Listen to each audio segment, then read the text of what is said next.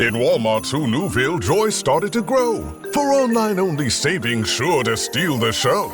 Tech treats and toys so dazzling and new. Walmart Cyber Monday deal soon ready for you. It's online only with very little time to spare. December 1st will soon be here, so be sure to be there. The Who's are prepared. Are you ready too? A day packed with savings. Amazing! Who knew? Subject to availability, terms and fees apply. This episode is presented by State Farm. Having insurance isn't the same as having State Farm. It's like needing the protection of an offensive guard on the football field, but getting an elementary school crossing guard. Sure, they're both guards, but you can only trust one to keep your quarterback safe when the game is on the line. So don't settle for just any insurance when there's State Farm. Like a good neighbor, State Farm is there. In 2004, on a cold morning in Iowa City, then University of Iowa athletic director Bob Bowlesby stared down a nightmare. NFL teams were circling, rumors were flying, and the quiet coach who had dragged Iowa football out of irrelevance could be walking out the door. Losing Kirk Ferentz meant losing everything the Hawkeyes had just clawed back. So Bowlesby made a stunning move. He offered him what was then the biggest contract in college football history. A $1.2 million base salary, $400,000 longevity bonus, plus incentives for winning in academics. Overnight, a program better known for cornfields than checkbooks blew up the market. Other schools looked at them and thought, if Iowa was willing to spend like this, what excuse do we have? The bidding wars began, and college football entered a new era of sky-high salaries and frantic coach chasing. Bowlesby understood exactly what he'd unleashed, and in a moment of almost weary honesty, he said, quote, "I don't know that a football coach should be making 5 times what a university president makes, but the only thing worse than being in the arms race is not being in the arms race." More than 20 years later, the numbers have mutated into something absurd. Georgia's Kirby Smart now makes $13 million a year, and schools casually swallow 8-figure buyouts when a season goes sideways. Coach pay is only one symptom. Universities are pouring hundreds of millions into luxury facilities, building stadium upgrades worthy of NFL teams, and burning money on cross-country travel for realigned conferences. While the spotlight fixates on athlete compensation, the real financial bleeding comes from bloated staffs, runaway buyouts, administrative sprawl, and capital projects that quietly push tuition and student fees higher.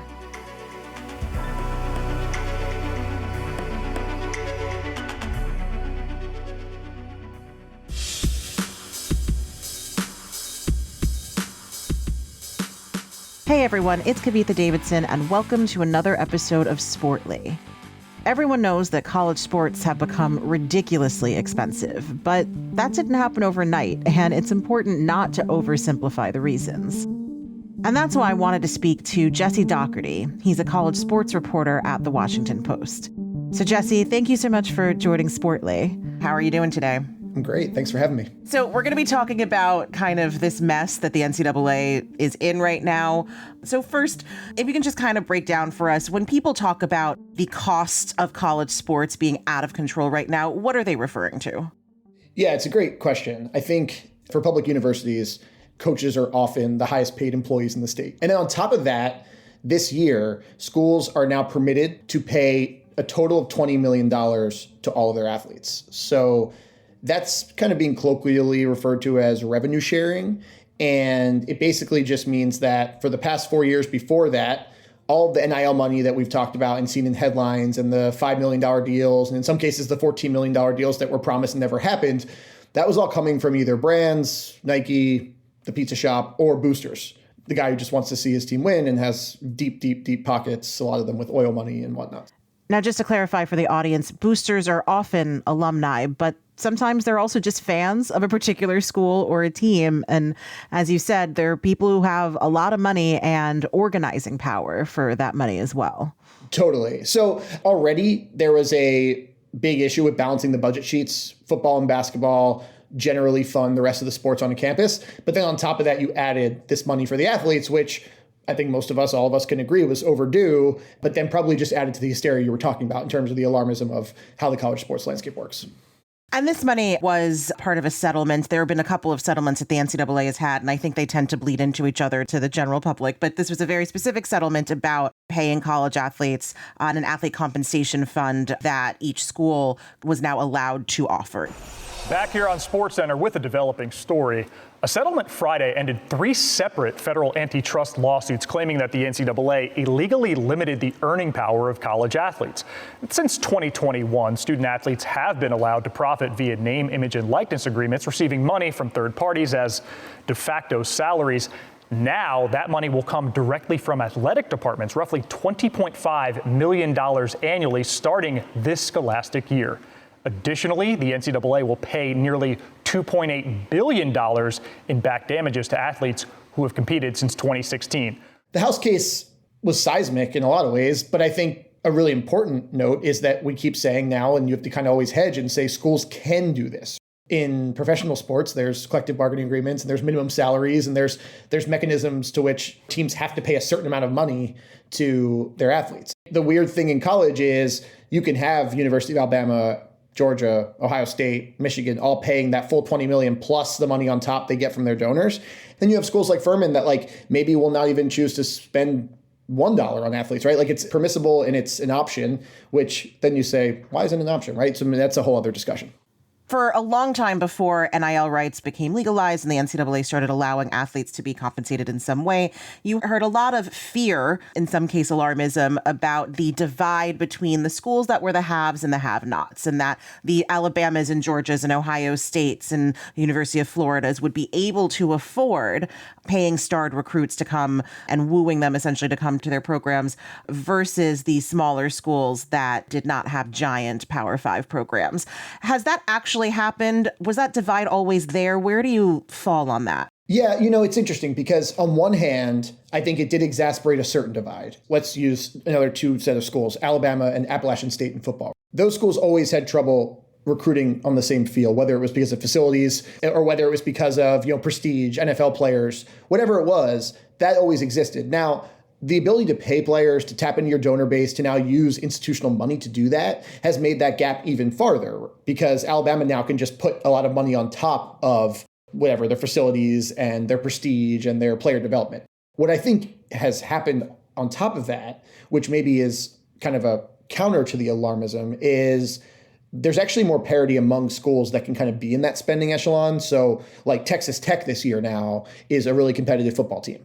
And Louisville is a team that maybe they're not competing that well in the field, but has sort of anecdotally has spent a lot of money, can kind of get into another class. So you're actually seeing less of just Nick Saban in Alabama run over everybody all the time.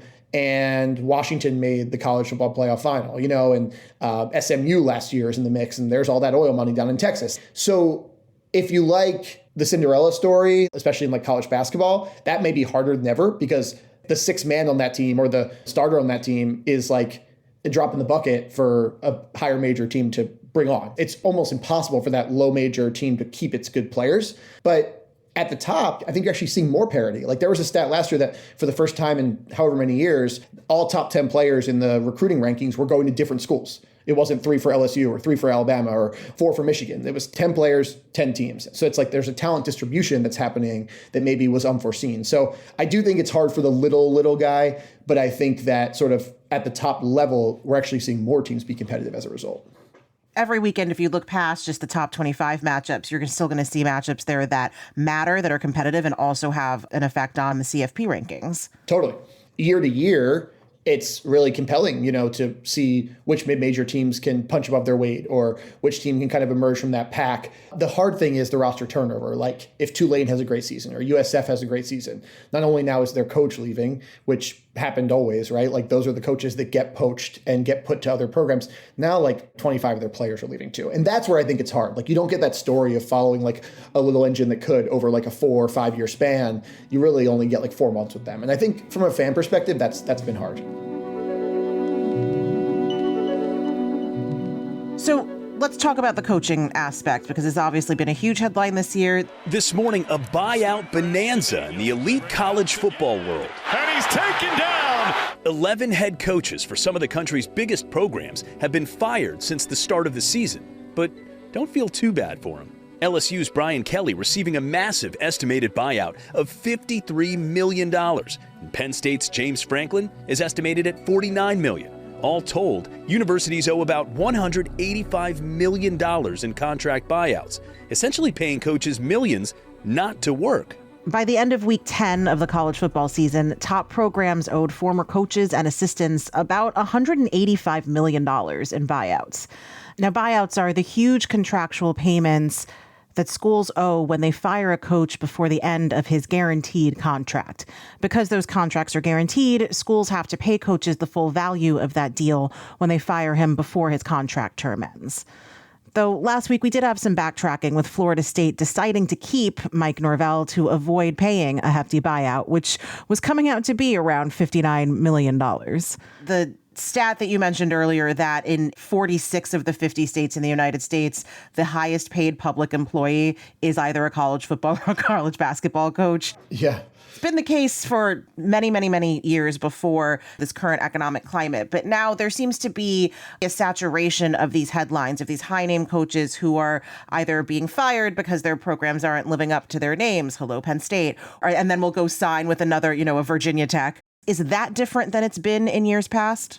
So the buyouts obviously just get bigger and bigger, and the sticker shock gets bigger because all the money in this just gets bigger and bigger, right? That's just like how things go over time. What I think is different is how quickly athletic directors, or in some cases governors, act on these decisions.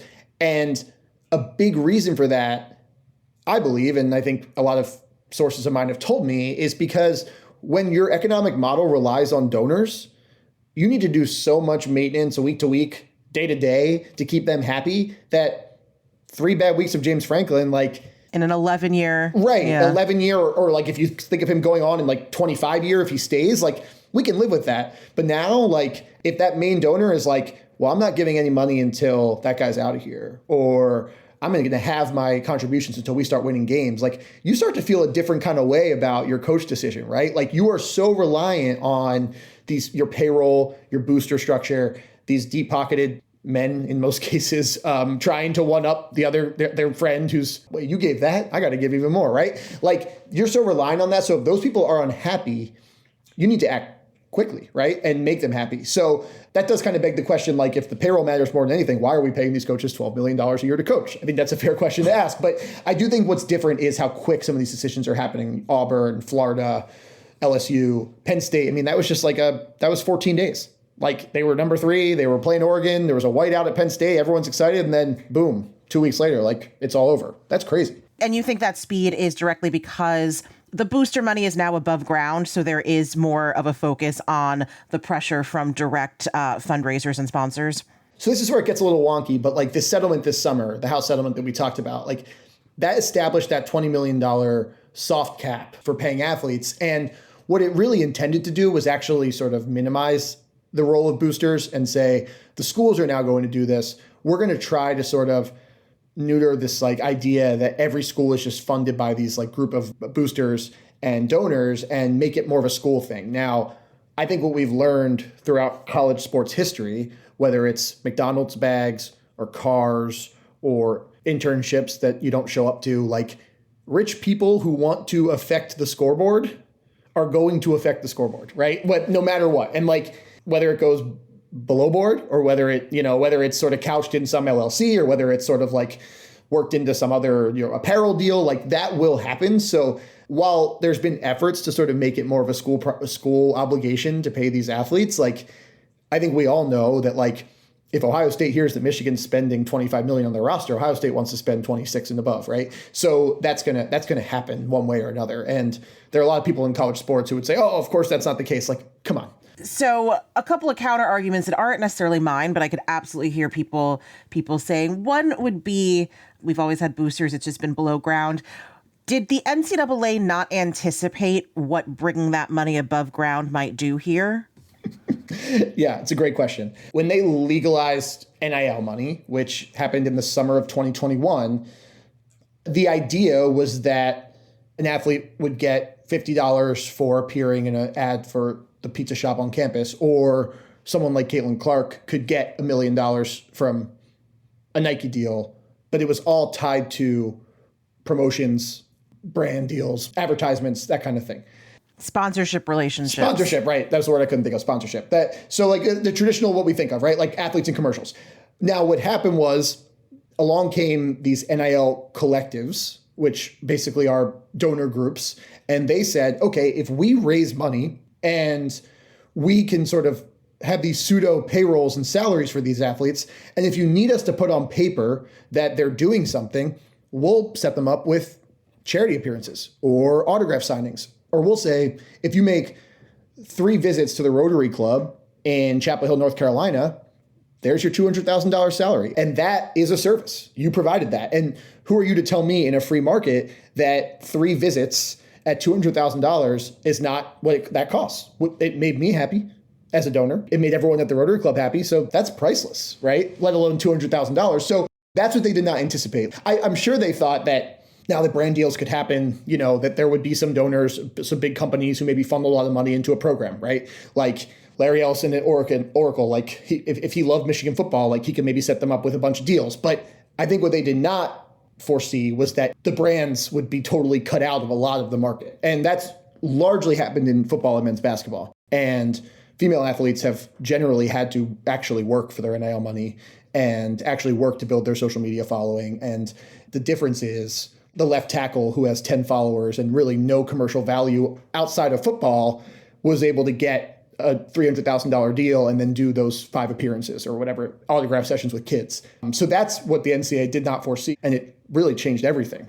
It's really interesting that you put it that way because, when the NIL deal was first floated, I and a lot of other people really did think that it would obviously benefit, the revenue generating sports, the giant programs, the footballs and the basketballs, but that it would also very much benefit smaller sports, Olympic sports, women athletes, because women are inherently better at social media and good at monetizing it and don't have other potential revenue streams outside of brand deals and sponsorships. Have they still benefited from it, or has there been a detrimental effect on those smaller sports and athletes from the non-revenue generating sports that we didn't foresee? It's twofold. On one hand, if you think of like football and men's basketball players earning like actual de facto salaries in a vacuum versus sort of what women's basketball players, women's volleyball players, softball players are earning, like you said, like there's a ton of female athletes who have done a great job building their social media followings and getting brand deals and like learning how to negotiate or like meeting the CMO of a company. Like that is good, right? Like in a vacuum, that is good. Even if the football players are getting way more and the punter's making more than the best player on the softball team, and we can all sort of agree that that's out of whack, it's still good that the athletes in those smaller sports have had a chance to earn money.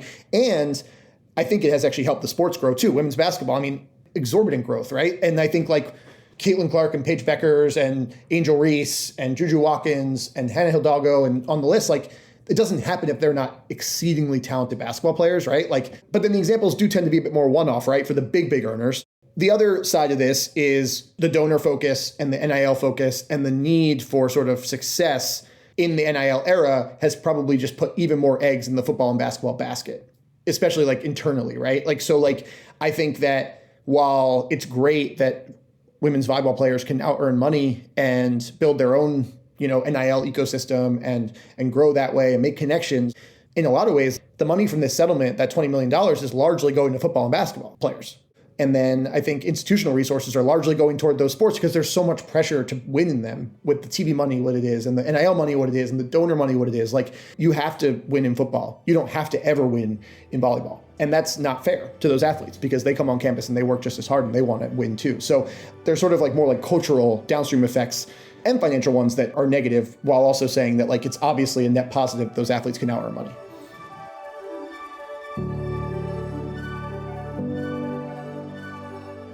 Right. What role can or has or does the NCAA want Congress to play in all of this? It's I was going to say $1 million question. It's probably $1 billion question. At this point, it's $1 billion question, I think. Yeah. So the NCAA and its conferences, what they want more than anything is antitrust protection from future lawsuits, like the one that led to revenue sharing in the House case, and like the ones that ultimately led to NIL rights, being legalized across the country. And then they also want athletes to not be employees. be able to sort of have a W-2 and make minimum wage and qualify for workers' comp and healthcare and all those things. And just for a little bit of context for our listeners, back in 2015, Northwestern football players brought a case before the National Labor Relations Bureau, basically asking permission to unionize with an eye toward collectively bargaining some form of compensation. Now, that case was dismissed by the NLRB, but 9 years later, Dartmouth's men's basketball team brought out a similar case, and the NLRB ruled that the players were indeed employees of the school and even authorized a union election.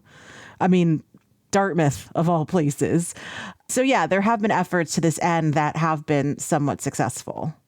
I think a really instructive way to view the NCAA's ask of Congress is like, if you are asking so much and spending so much money to have athletes not be employees, you sort of believe that if that doesn't happen, then athletes would eventually become employees, right? Whether through lawsuits like the Johnson case, which is still going, which argues that athletes are employees under the Fair Labor Standards Act. It gets a little in the weeds, or unionization efforts, right? And there was a lot more of an appetite in Washington for that under Joe Biden than there is under Donald Trump. So that Dartmouth case sort of took a pause to be like, we don't really want to wade into these waters right now. But the NCAA is asking because there's a chance it would happen, right? Like if it was never on the table or possible, then they would spend their time doing something else. Same thing with antitrust protection. You ask for that if you intend to violate antitrust law, which is a bit silly, right? And then the NCAA would say like, well, Major League Baseball has antitrust protection and we serve an educational mission or purpose that we can't continue to carry out unless we have a protection from all of these lawsuits. And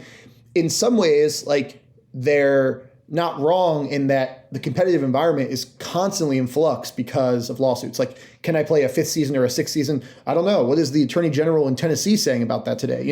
Or can I receive money for this kind of service? Well, in Florida, yes, but in Texas, no, and in California, yes. So I actually understand the argument that there is sort of this patchwork of state laws. They love that. Get rid of the patchwork of state laws. But the difference is that in professional sports, and we all can agree that college sports feel as professional as ever, there are collective bargaining agreements. And what that means is that the athletes with lawyers and advisors and labor advisors sat on one side of the table, and then the owners sat on the other, and they hashed out an agreement about the salary cap or minimum salaries or, whatever it may be, health benefits or how many sort of miles you can go on a charter flight versus all these things. Like, that was hashed out. And in order to do that, you need to be employees. So we kind of get into a cycle. So when you ask what the NCAA wants of Congress, I'd say there are other things, but like fixing the state law patchwork, or they would say fixing, and no employment, and then antitrust protection are the three big asks of Congress. So just to put it simply, antitrust legislation has been successfully used against the NCAA in several lawsuits over the years, recently at least. These legal battles have systematically weakened the association's power to enforce its amateurism rules and paved the way for various forms of staff and athlete compensation. And that's why the NCAA now seeks various antitrust exemptions or a blanket antitrust exemption. They want to stop losing these cases and they want to stop being sued. So I want to drill in on like 4 things you just said there, because there's a lot there. One is this patchwork of laws, right? This was a huge criticism of the NCAA's when they enacted their NIL policy, essentially, was that it was disjointed. There were different rules for different conferences, different schools, certainly different states.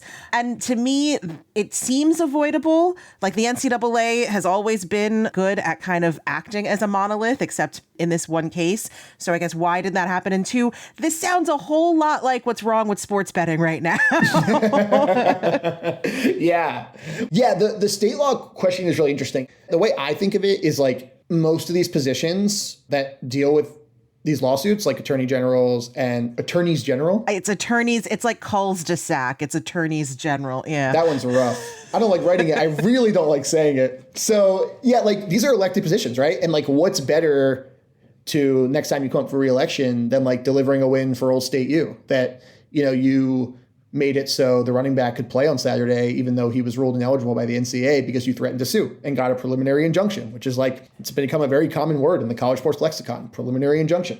And I think that the problem is without a national standard for these rules, which the NCAA can't put into place, without violating free market principles because they don't have a collective bargaining agreement, which is how you get around violating free market principles. It kind of gives you a protection of labor law. Without that, you're just going to get hit with lawsuits over and over and over. And like, we've seen it in Tennessee, we've seen it in West Virginia, we've seen it in Florida. Like, we've seen threats of it that get rules changed before the lawsuits even happen. So what happened was like the NCAA could set rules for things that didn't involve as much dollars and cents, right? And you can make the argument it did, right? Because if a player's eligible or not in 2002, that could affect their future earnings in the NFL or the WNBA or whatever it was. But it didn't directly deal with money in the way that I think a lot of lawyers said, oh man, like when we talk about the free market, when we talk about antitrust, we are often talking about money. And now that money is involved, it's open season. And I think there's a misconception out there. The Alston decision in 2021 was what brought along NIL rights. And it's not quite right because the Ed O'Bannon case and then the state law changes for NIL were more influential in getting that specific rule changed. But in the 9-0 opinion against the NCAA in Alston, I mean, do you know what kind of issue you have to be to have all 9 members of the Supreme Court to agree in this day and age? I mean, so 9-0, right? Loss. And Brett Kavanaugh's language in particular in that decision. You just threw the alley-oop. So the language in the concurring opinion is that the NCAA is not above the law.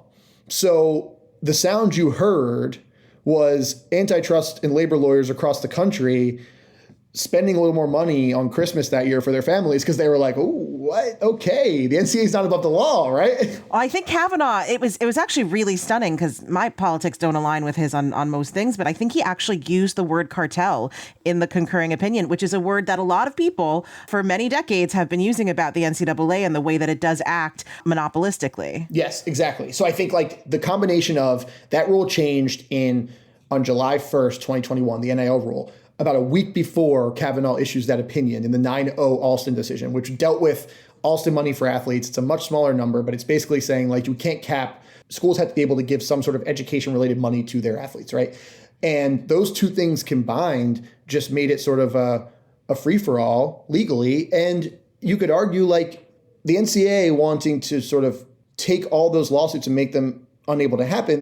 The easy counter to that is like, well, then what would the landscape look like right now? If they had that antitrust protection 5 years ago, then we're still operating as if it's a cartel like it always did, right? But most of us know that's not right. It kind of ties back to the congressional piece. It was Yvette Clarke, a congresswoman from New York, who said like, these lawsuits have been the only way that progress has happened. So if we give you this antitrust protection, we're basically saying that this version right now is sort of the end version. And then we're going to trust you to sort of change it in the future as the market adapts, as things change. If women's basketball continues to go up and up and up, are you going to say now that all the institutional money should shift 50-50 between football and women's basketball? I think we all know that that probably wouldn't happen without someone else pushing them to do that. So the antitrust piece is really interesting. And I think viewing it as one of the only true vehicles to progress to this point is really instructive because then you start to realize what the NCAA is asking for in Congress. So Jesse, can you tell our listeners if there's a specific part of antitrust law that the NCAA is trying to overturn? I would say that it's not really that specific. Okay. And what they're really asking for in this specific case that actually ties back to this summer is they're asking for antitrust protection basically that aligns with the rules of this new settlement. So we won't get sued on this $20 million cap. We won't get sued on trying to stop booster spending. We won't get sued because now there's a system in which every NIL deal outside of a school that's cost more than $600 has to go through a clearinghouse and be sort of vetted to sort of decide that it has a true business purpose, right? And that kind of goes back to the original point I was making about when you show up to the Rotary Club for $100,000 one night, like this new system would say that does not align value-wise. And again, that sound you hear is a lot of lawyers around the country saying, that's not for you to decide, right? Like that's not the NCAA or the College Sports Commission or the SEC or the Big Ten or whoever to decide that. They're trying to make it so they can decide that. And I think they would say their antitrust protection ask is limited. And I think that's somewhat of a PR spin. Like I would say at least the most recent version of the bill that they really push behind the scenes that Republicans took to the House is pretty broad. I was going to say the way that you're describing that right now sounds like, especially because they do bring up the MLB's antitrust exemption as a point of comparison. And I think most people agree that MLB's antitrust exemption should just be overturned by now. It's very stupid. And it is based off of 3 different challenges of precedent. And the original ruling was that Major League Baseball does not constitute interstate commerce, which is just ridiculous. But that is also a very specific part of the Sherman Act that they are protected under, right? What you just described seems like a wholesale or blanket or extremely open-ended protection from antitrust law. Yeah, so the SCORE Act is like the most active piece of legislation. It stalled a bit in the House before the shutdown. It seems like it's going to come back, and then it would have to go through the Senate. Some big changes could be coming to college sports, and they start in Washington. Alabama Congressman Shamari Figures is backing a new bipartisan bill that could reshape how student athletes are paid and protected. But in that document, the antitrust protection that's described is really broad. The part where it might feel narrow or could be framed as narrow is that it deals very specifically in rules the NCAA is in the process, or the conferences in the NCAA, and then this College Sports Commission that's sort of an appointed sort of outside entity now. They're in the process of trying to create these rules, and then they want the protection from them and say, we need to be able to govern college sports without the fear of looking over our shoulder every 10 minutes that a new lawsuit has been filed over the way in which we do it. So it's eligibility, but it's capping earnings. It's potentially capping how often players can move. There used to be rules, right? You had to sit out, or you can transfer once and before you had to sit out a year. That's pretty much gone out the window, and players just move all the time now. The NCAA in that act would love to reinstate some of those transfer restrictions to sort of curb player movement year to year. All those things are either part of a settlement or tangential to the House settlement. And so a lot of it does line up with this most recent legal agreement between the plaintiffs for the athletes and the conferences in NCAA. You did mention earlier, this kind of climate of individual politicians seeking reelection using the NCAA issue as, excuse the pun, a political football. We obviously saw the governor of Louisiana kind of orchestrate in some ways the firing of the LSU athletic director. Breaking news right now at 10, LSU athletics director Scott Woodward is out. The university says that they have parted ways, and it comes after Governor Jeff Landry was critical of him yesterday and his involvement in hiring the next head football coach. Sports anchor Sharif. We've also seen alongside, the SCORE Act being introduced, President Trump signing an executive order, I think back in July. It had 2 parts. So the first part was to limit the ability of schools to send more money to football and basketball programs. There was a lot of language in there about protecting women's sports and Olympic sports and things like that. But then the other part of it was really about shoring up the protections for schools and the NCAA from antitrust legislation and labor disputes. What did you make of this particular EO? It's a really good way to not talk about other things, right? I mean, that's just, so I think sports in general, if the SCORE Act does come back with great speed following the shutdown, I think it's fair for a lot of people to say, why are you not talking about all these other things, right? It certainly didn't line up with sort of the ways in which the SEC, Big Ten, NCAA have sort of tried to get help from Congress. You could have viewed that as Trump sort of stepping in and saying, I am sort of rubber stamping this act that's sort of in motion, the SCORE Act. And I think an interesting thing was maybe that it didn't quite do that. And the Republicans that were really instrumental in that piece of legislation would have loved that, because what happened was before it stalled in the House, a lot of Republicans started breaking from it, and that they started to be like, we don't have the votes. I think if you get that Trump stamp, then it's maybe a little bit different from that side of the aisle. So it wasn't just like a total, everything that they're asking for is right, and I approve, and if this got to my desk at some point in this form, boom, done, right? It wasn't that.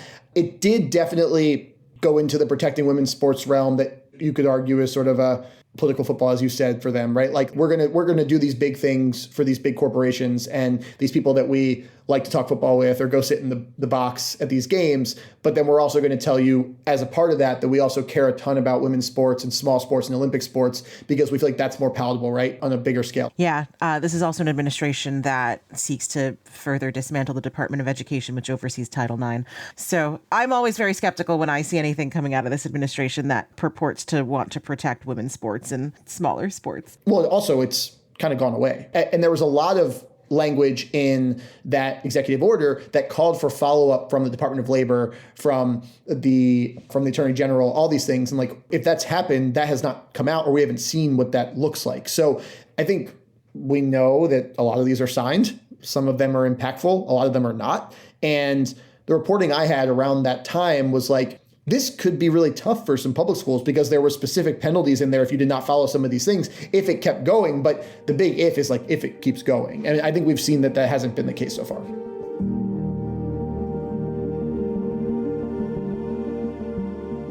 Getting toward like the bigger question of all of these dynamics, are college sports in financial trouble? You do hear about certain programs shutting down entire sports departments. You know, it was years ago, but Stanford, I think, was the first major school that has a lot of money that started really getting rid of some of its sports programs. So is there cause for the alarm bells right now in college sports writ large? Are we at risk of not having college sports? I think that college sports has more of a budgeting problem than it does a revenue problem. If you think of it, every school needs more money, but I think that there should be enough to go around between the TV deals, the March Madness deal, the ability to generate revenue off tickets and food and donors. But there needs to be a market correction in what coaches are paid, how rosters are funded across sports, all these things that like have just sort of gotten out of hand. And when you say that we can't fund the rowing program, but we're paying a coach $8 million a year, $9 million a year, and then on top of that, we're firing that coach 6 games into a season, paying an exorbitant amount of guaranteed money left on their contract, and then also spending the money it takes to turn over that whole staff, and then also promising that coach that they'll have a new facility, because a lot of times when coaches come for the next job, they need to have some promise of even more investment. Then you start to say like, well, then what is really the goal here? What I think the issue is, like, this will never be just a educational endeavor that is an extracurricular that, you know, is about camaraderie and character building, right? Like, I would say, like, I don't want to be glib, but like that would be what club sports are, right? Like, because the reality is there is money tied up in this, and there are people do buy tickets and they do buy jerseys, and there are emotions tied up. So like, how do you both manage what people are most invested in emotionally in your community and in your alumni base with trying to also preserve the opportunities and the integrity and the structural integrity of these smaller sports and, in a lot of cases, women's sports? Like, that is the existential question facing the whole industry, right? Like, can we continue to sort of treat this one thing, football, and then to a lesser extent men's basketball, as sort of our main focus, but then also sort of preserve all that other stuff that we think is great and we love? And the reality is that a lot of people that want that result also aren't buying tickets to watch the men's soccer team. You think it's good that there's a soccer team, and you think it's good there's volleyball, but when you sit down on Saturday, you turn on football. So like, I think that's where it does sort of feed this American exception with this one sport.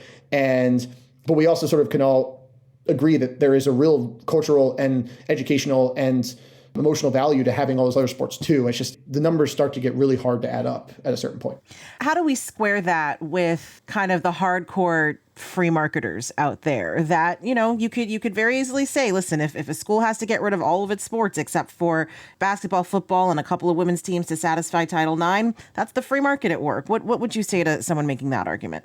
That's where it starts to be like, what is the goal of this, right? Like what is the point of college sports? Is it a sort of zero-sum game that ends in just there being a football team and 3 women's sports to support it? Like, and would that make people happy? And is that fair? The problem is that a lot of those arguments start to be more emotional and about vibes than they do about dollars and cents, right? And that's hard, right? Like, the answer to every question in college sports is money, for the most part. That is the reality. And just to put into perspective just how much money we are talking about, the operating budgets of the bigger schools are in the 200 millions. Their revenues are in the 250s. The television deal, I believe, was $7 billion. So we're talking about professional level of money here. We are, yeah, for sure. And then you say, like, are there ways in which, like, you could use money that states make on gambling to help fund Olympic sports at their public university? Should a certain amount of tax money go to that versus, you know, a higher percentage? Like, there's a lot of theories out there. There's a lot of ideas, but right now how it's happening is that football is really funding the rest of the enterprise. And there are also people who I consider to be very progressive on labor politics and politics in general who think that's not fair. Like, why is it up to these football players to sort of have their earnings cut into so that men's soccer or wrestling can get funded? Like, that doesn't line up either with, like you said, some sort of free market ideas. So I think one of the biggest debates in this that has been really interesting to me is like that $20 million that schools are now paying to athletes. It breaks down, basically the majority of it goes to football and men's basketball. And the reason why that's the case is that our schools are using the same formula that was utilized to determine the amount of back damages that would be paid on this massive antitrust lawsuit. So $2.8 billion, it goes out, and they're saying, how do we calculate who lost money in the period from 2016 to 2024, the athletes weren't able to sort of monetize their NIL and their broadcast rights? We say football players lost the most money, and then basketball players lost most money, and then everybody else. Now, that is true, but what the counterpoint is, women's basketball players were not offered the chance to lose money because they were not put on ESPN, and volleyball was not put on ESPN. So now, what do we think? Should the players who are generating the most money in the moment or have generated the most money in the past and didn't get it, should they be getting that lion's share? Or should we account for the fact that culturally we were not giving female athletes the same chance to be on billboards or to be in promos or be on social media? And ESPN did this amazing story on the athletic department's social media accounts and the attention they gave to men's sports versus women's sports. Like, we've decided societally the value of these teams. And that predates you or I and a lot of people in these discussions. But like, I do think like that's a really strong philosophical debate that I believe you could go on both sides and come out sort of actually vouching for people and athletes and young athletes who have traditionally been marginalized by the system, right? So it's hard to figure out sort of where to land on that. Yeah. And when you talk about football programs basically funding the rest of these programs, that is often language that is used. It's absolutely true when you look at the numbers, right? There's kind of not a way to deny that. But when you talk to a lot of athletic directors off the record, they will also, and not just athletic directors, when you talk to university presidents off the record, they will absolutely tell you that they would not have had the money to build that new chemistry lab without the money from the football program, from the boosters, from the athletics department. So when it comes to this tension between the rest of the university and the idea of American universities as institutions of higher learning versus billion-dollar sports programs, how do we square that circle a little bit? Because it seems like both of them need each other. One solution that may not sound like a solution to some schools, but would to others, is there's often these concepts of like super leagues, right? Like, it didn't quite work in European soccer or English soccer, right, when they tried that. But when I first got on this beat 2 years ago, someone told me that you're now covering an industry in which the Titanic and a fishing boat play by the same rules. And that's always going to be super wonky. And on the off year where George Mason makes a run to the Final Four, we love that. But because an A10 school or a Sunbelt school has to sort of try to keep its athletes on campus or try to compete in its conference or try to punch above its weight and compete with schools from the next bigger conference, like, there's sort of an obligation to spend and spend and spend and spend. Whereas like if they were maybe siloed off in sort of a different subset, like maybe there wouldn't be that same pressure or that same need. So then you're sort of saying, well, is there a way in which to put this all together where the biggest schools are sort of playing one sort of game and the mid-sized schools are playing another and the small schools are playing another? And then that all sounds great on paper, but then you say like, but I actually really love that my bad small school plays Michigan in football because on that Saturday in the beginning of the year, like, we could win, and shock the world, and it's really fun. Or we'll lose by 70, we'll have really fun at the tailgate. I guess it goes back to like, what's the point? Your question was about sustainability, right? Like, they need each other, and how does this continue to exist? And I think like there's a world in which it could just keep chugging along as is, and we'll just have a lot of ADs and presidents losing sleep over how to fund softball, but they probably were losing sleep in the 2000s too, in the same way. It's just like the dreams are different now. Do you think the increasing difficulty that college sports programs are having in reconciling their budgets is having a negative effect on the broader student body or universities outside of their sports programs? That's interesting because it's like, do I know or do I feel like in my day-to-day in college that like the football program having trouble keeping up with, these other schools in assistant pool spending is like affecting my day-to-day? No.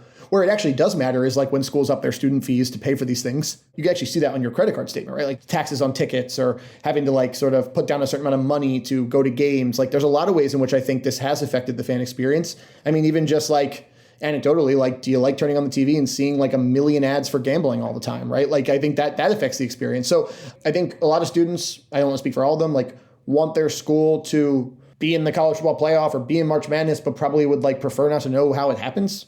It's easier just to like be excited on Saturday and not think about the 10 gymnasts who lost their roster spot in order for revenue sharing to begin. And it's cool when you can see Arch Manning as a Texas student in a commercial, but it's less cool to think about the swimming team being gutted. So like, I probably think there's a little bit of like out of sight, out of mind with a lot of that, because it's just like you're not confronted with it day to day, right? Like the issues that your athletic department is going through are not like sort of a part of the everyday student body experience.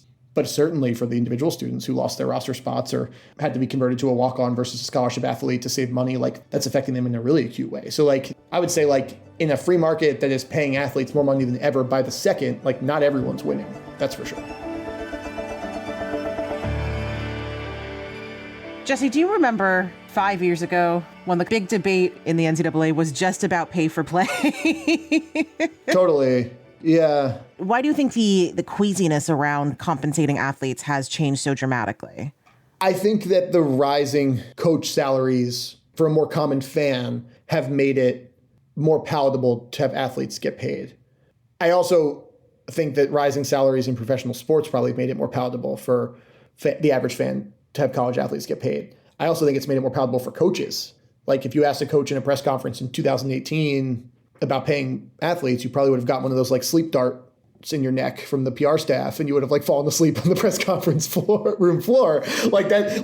But now like Kenny Dillingham, the Arizona State coach the other day, is like, why does every restaurant in the Tempe area not have a food item named after one of our players to pay them, right? Like that's how they're playing. And like they're constantly now like fundraising and they're trying to sort of like get people more on board with paying my athletes more, right? Like very few schools in the country like say like, I'm good. We don't need more money. We don't need any more help. You know, it's like everyone's looking for more. So, but I do think the rising cost of coach salaries, like it just made it like every number higher than zero made it more apparent that one side of the equation was getting zero. Like, so I think as you get farther and farther away from the number, it gets even more hard to justify the fact that like, we're just not going to pay the labor at all. Not only that, we're going to make it like sort of like for some schools in the 80s, a death sentence to pay players. We're going to make it like that bad. And not just like, we shouldn't do that. We're going to make it like, no, it's really, really, really, really bad. Like people went to jail in 2018 for trying to pay college athletes. Like that's crazy versus where we are now. So I just think that changed public sentiment in a really big way. We've seen this trend of private equity money coming into professional sports. We're going to see it in college sports as well. CNBC Sport, in conjunction with Athletic Director U, debuting its inaugural list of the 75 most valuable college athletic programs. The top 5 are worth nearly $6 billion combined, with Ohio State leading the pack. And a new settlement allowing private equity to enter the fray could make the eye-popping numbers from TV payouts to student-athlete nil deals even bigger. Can you just very quickly break down how that's going to look, what that means, why it's happening? And is there a difference between the way it would be implemented in revenue structures or funding structures, rather, in the NCAA versus in professional sports? I bet you're going to say in like professional journalism. I hope so for the sake of the colleges. I think a really good way to answer this question, because I think it affects the whole discourse, is like we don't really know how it will look or why these schools need it. Like right now, the Big Ten is in the middle of trying to close a private capital deal. One of the big questions is like, what is the money actually going to be used for? And I'm going to shout out another college writer, Matt Brown at Extra Points. He writes a great newsletter, and he made the point in a recent newsletter that if these schools are only going to use this money to pay coaches or pay coach buyouts or pay athletes, and not to actually invest in ways to which make more money for their school and sustainable revenue streams, then like, at least for public universities, like taxpayers deserve to know that, right? Or at private universities, donors and students deserve to know that. So there's a very odd situation going on where clearly these schools feel that they need an injection of money, and they would rather have that immediately, or they think they need it immediately, but we don't actually really know what they intend to do with it. And that's not like a totally new question, right? Like we don't know. I mean, we actually do know for public schools generally how the budget breaks down. But I think the idea that you're sort of signing away a share of future revenue, and in some cases you're tying yourselves to other schools for a long period of time as a part of these deals, feels like a big decision without actually understanding what that money is going to be used for and whether it's going to be used for anything that sort of promotes sustainability rather than just getting by right now. Like, that's a big question. And it's important to understand in that conversation that we don't know. And that's why it's sort of been such a complicated thing. And for board members at USC and Michigan who are trying to hold off that deal and do not want to sign on to it, that's become a non-starter. Like, the lack of sort of clarity as to what this looks like, or the lack of a long-term plan, or feeling like they personally don't need to sign off on these certain things and sort of sharing future revenue and gains with a public trust fund because they're financially set and they're fine. Like, that's all become a major hangup in this case. But private equity has loomed over college sports ever since I started in this beat. And before that, it's been the last 2, 3, 4 years. Everyone always keeps saying it's always a matter of time. But we're seeing with this Big Ten situation that it's not that simple, right? It's probably easier for a school to do it on its own. Like, Florida State has gone down that road. The Big 12 has kicked it around too and then pulled back. But when you pull together 18 schools, it gets hard to make a decision. Well, and finally, Jesse, given that our whole conversation has really been about kind of the messiness of college sports situation and their inability to balance their own budgets despite how much money there actually is here, what do you think is the actual solution or the best way forward? I feel that one solution would be to have a certain subset of athletes be employees. And I don't want to say that revenue versus non-revenue, but I think that you could start with more forward-facing sports. Football, men's basketball, women's basketball would be a decent starting point. If you made those athletes employees and collectively bargained with them and gave yourself, as the NCAA and conferences, the protection from labor law that a CBA would provide, and actually hash out some rules, some caps if you want them, some player movement restrictions or whatever it may be, like, I think that would at least slow down the rush of lawsuits. Most of the ones we see are in the sports where there's a lot of money involved, right? We see arbitration cases because we have collective bargaining agreements and disciplinary processes, that negotiation processes. We don't see all out lawsuits for the most part. Yes. And I think, like, because on one hand, like, a big argument on the pro athlete side is, like, why should athletes be treated any different than a chemistry student who wants to transfer, or from an artist who wants to sell their art on campus, right? And this is pre-NIL, when athletes couldn't have a lemonade stand without violating NCAA rules. But I think as media, as fans, it's okay to recognize that, like, sorry, no one cares where the chemistry student goes to school, right? In a lot of ways, that's great. That gives them more peace of mind. But, like, their Twitter DMs don't get blown up by angry fans when they transfer. And, like, I just think that, like, it's okay to recognize that, like, maybe it's not great for a sport that an athlete spends 5 years at 5 different schools. Now, of course, extenuating circumstances if they need to or want to or whatever, I understand that. But, like, across the board, that makes it really hard to follow a sport in some ways. And so that's where I think, like, you need to come together and you need to figure out a set of rules, but you have to do that under the labor laws and employment of collective bargaining. So that's where I think there's one solution, but it certainly wouldn't solve everything we're talking about. Right. Do you think it's realistic to ever have some kind of cap on coaches' salaries? That's tough too, because now you're, like, solving one antitrust problem with other ones, right? I imagine you, like, would love to see more money in the players' pockets than the coaches, but, like, now we're saying, like, we don't like when you cap their earnings, but we want you to cap theirs, right? Like, that's hard. So, like, I guess I'm like, I would just love for universities and trustees and presidents to just make better financial decisions with coaches. And if you say 1 year we're just not going to pay coaches at all, now you're fixing a market. Now you're also should get sued. So it gets really hard, right? Like, if you believe in free markets, at least to a degree, like, it gets really tough to figure out the solutions here. Well, Jesse Dougherty, thank you so much for joining us and breaking down all of this. We could have probably talked. We could probably do just like an hour every day with you on these issues. But no, I appreciate the time and your expertise, and thank you. Yeah, well, thanks for having me.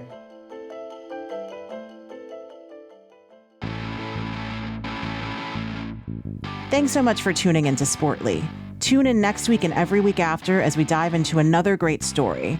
And if you have thoughts or suggestions for a topic you'd like me to cover, I'd love to hear from you. Feel free to email me at kavitha@immigrantlypod.com. And if you like what you're hearing, rate and review us on your favorite podcast app. Sportly is an Immigrantly media production. This episode was produced by Paroma Chakravarti. Our executive producer is Sadia Khan. Our sound designer and editor is Paroma Chakravarti. Our theme music was created by Simon Hutchinson, other music by Epidemic Sound. Tune back in next week and every week after for more Sportly.